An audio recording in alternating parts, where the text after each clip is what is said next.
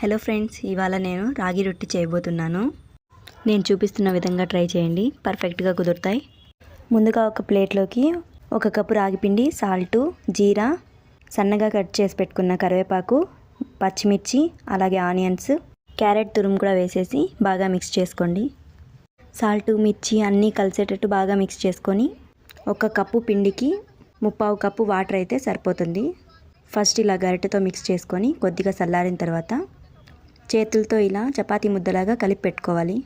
ఇక కొద్దిగా పిండి తీసుకొని ఒక కవర్కి ఆయిల్ అప్లై చేసి ఇలా నేను చూపిస్తున్న విధంగా తట్టుకోవాలి. ఇలా మొత్తం స్ప్రెడ్ చేసుకున్న తర్వాత పెనం పైన ఆయిల్ వేసి హీట్ ఎక్కిన తర్వాత వేసుకొని సిమ్లో పెట్టుకొని వేయించుకోవాలి. ఇలా ఒకదాని తర్వాత ఒకటి అన్నీ వేసుకొని కాల్చుకోవాలి. ఇలా చుట్టూ ఆయిల్ స్ప్రెడ్ చేసి ఒకదాని తర్వాత ఒకటి అన్నీ కాల్చుకోవాలి. రాగి రొట్టి స్ప్రెడ్ చేసుకునేటప్పుడే ఇలా నువ్వులు కూడా వేసి తట్టుకుంటే బాగుంటుంది. నువ్వుల్లో ఐరన్ ఉంటుంది కాబట్టి హెల్త్కి చాలా మంచిది.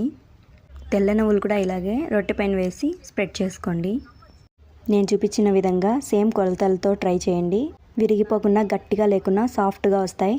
రాగి రొట్టెలు అయితే రెడీ. Thanks for watching.